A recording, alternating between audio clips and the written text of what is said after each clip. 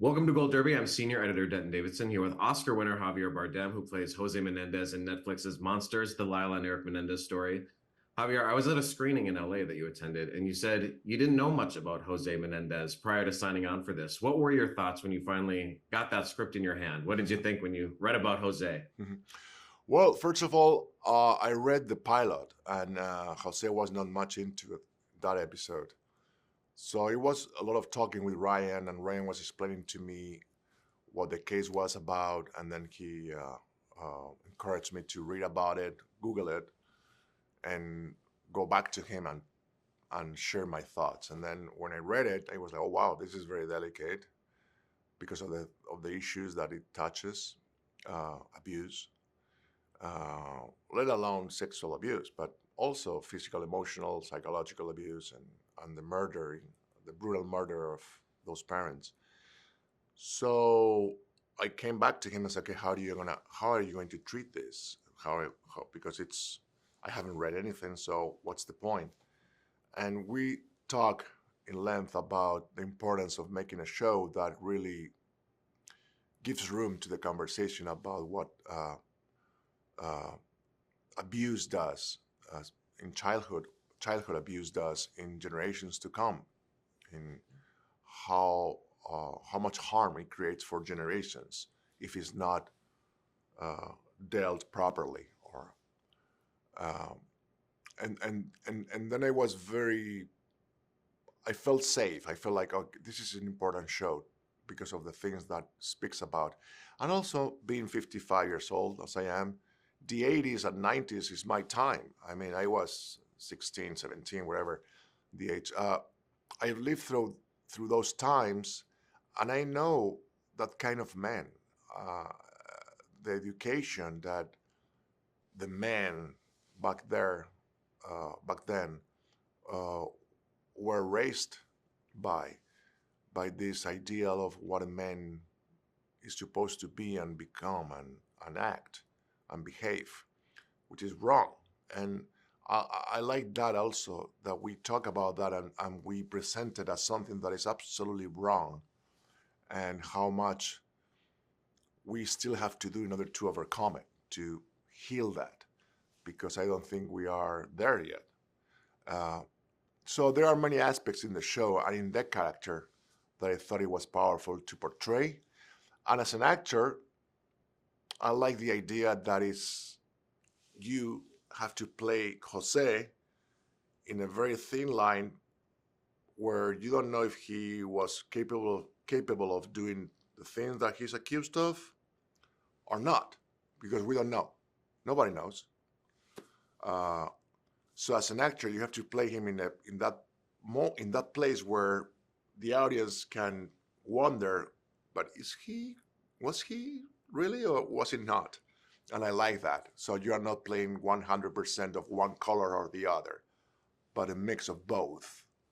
And that's the challenging part of playing Jose in this show, because, as I said before, we don't know. Yeah. And you see that phone call with his mother where he confronts her about his own abuse. And I think that speaks a lot to like how the cycles get started and how someone is raised.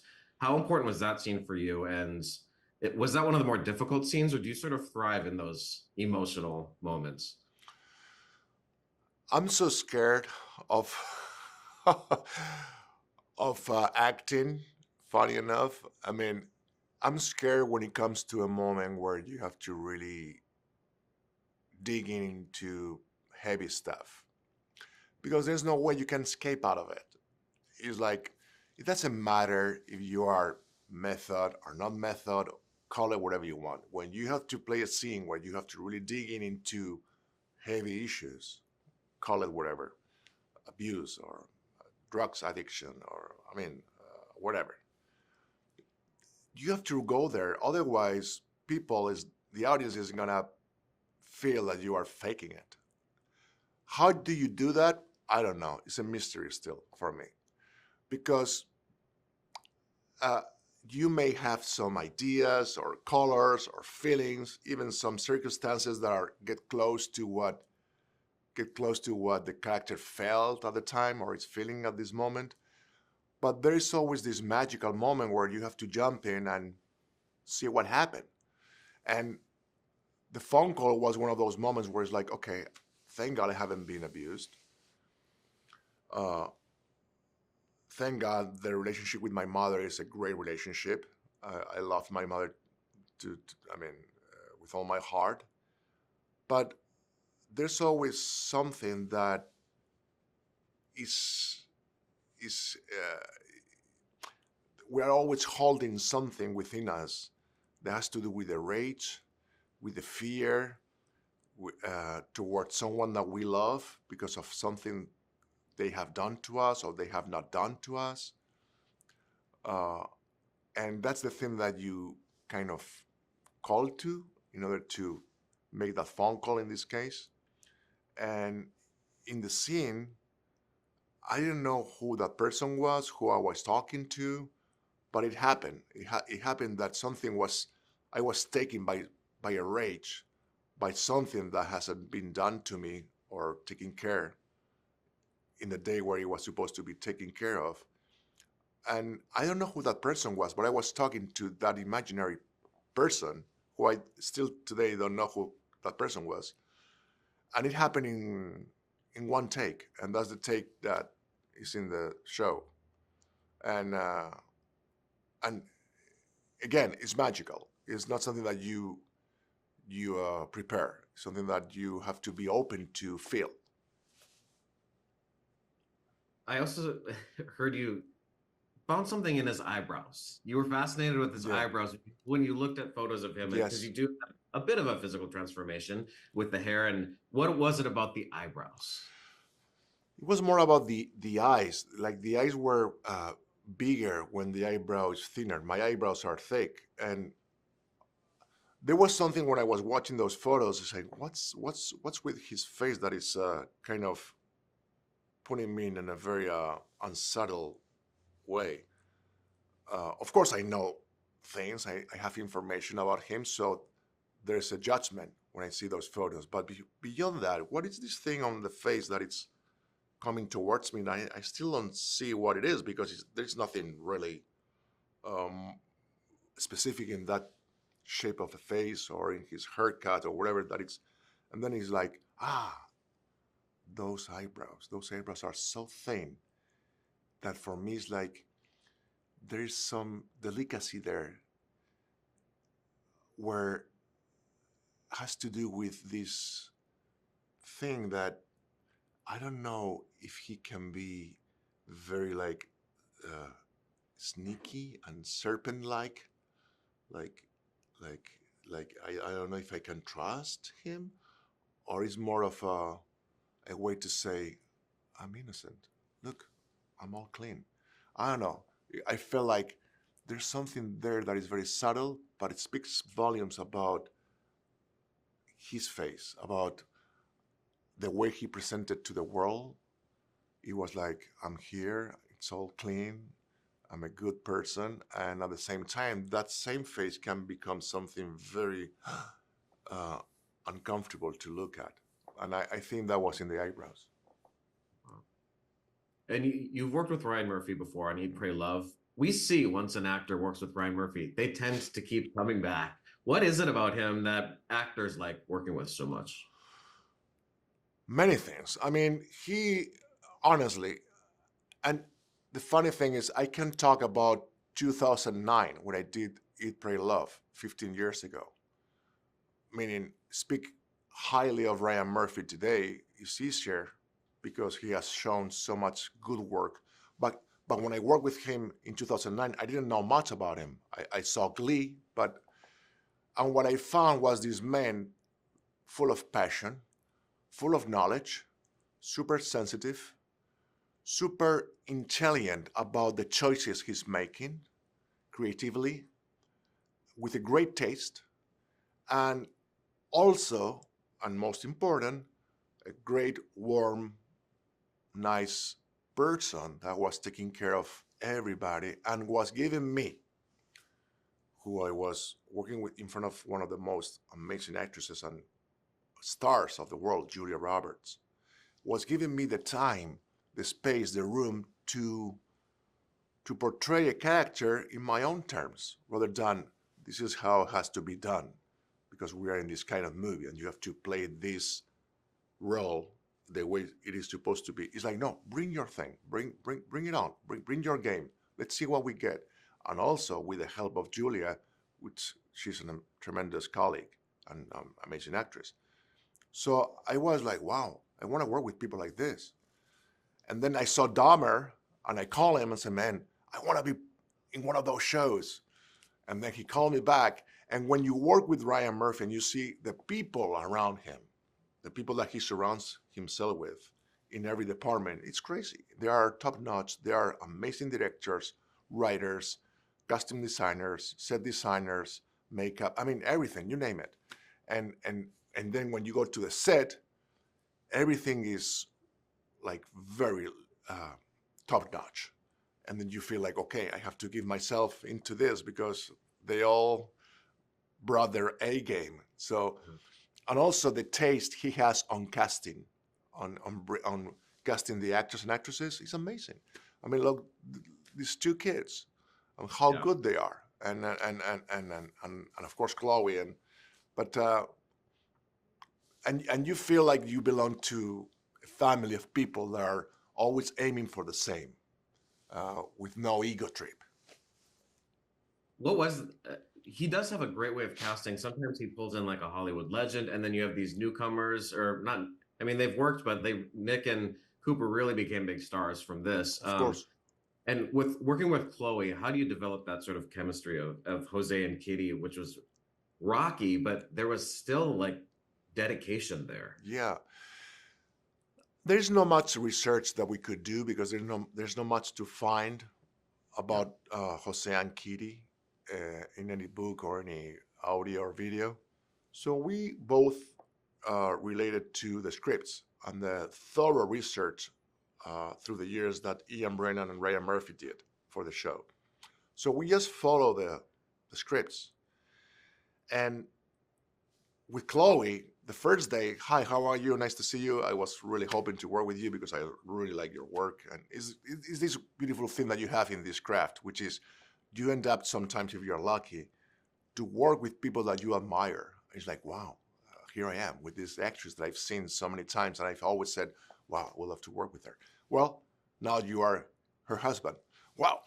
And then you're nervous and you want to try to get place in a place where she's comfortable working with you, and you want to be like, okay, respectful, because at the same time the husband is treating her in a certain way, and you are not comfortable treating her that way. But that's the story about. That's what the story is about. But then after 1-2 takes, click, the thing happens. The thing happens because she has done her homework, I'm done my homework, and boom, we relate to each other as Kitty and Jose. And it happens, and it's easy. She's open to what it may come in the scene. You're open to what she's saying, and you play with her, and then cut, and it's like, okay, I believe it. And it's that easy. You don't have to do much than that when you're working with such a great actress.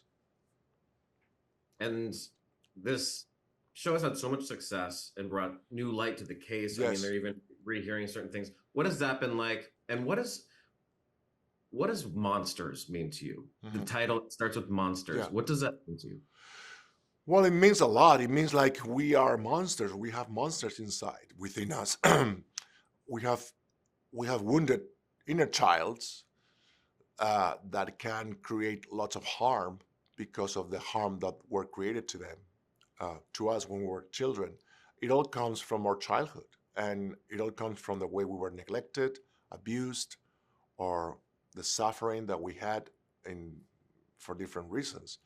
And that creates the adult that we are. And back in the 80s, 90s, 70s, the fact that a person, especially a man, will think about his own childhood and will face it with some kind of criticism or self-examination, or call it therapy or whatever, that was out of the picture. That was is a sign of weakness that no man would be able to do or capable of doing it. And that has to change. That has changed, I think, dramatically, thankfully, but still hasn't changed enough in the sense that we still have this thing called toxic masculinity, making lots of people and families suffering.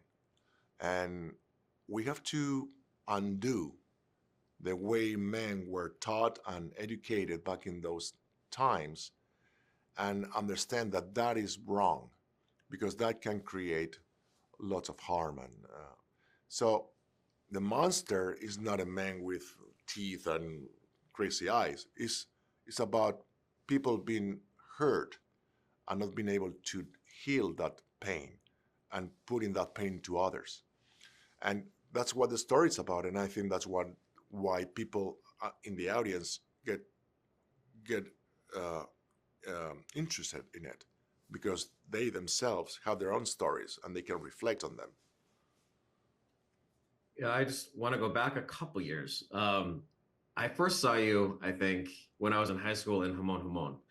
And just thinking back on that and where you were in your career, and then forward, Oscar, you're married to a co-star from that film that you weren't close to marrying at that time.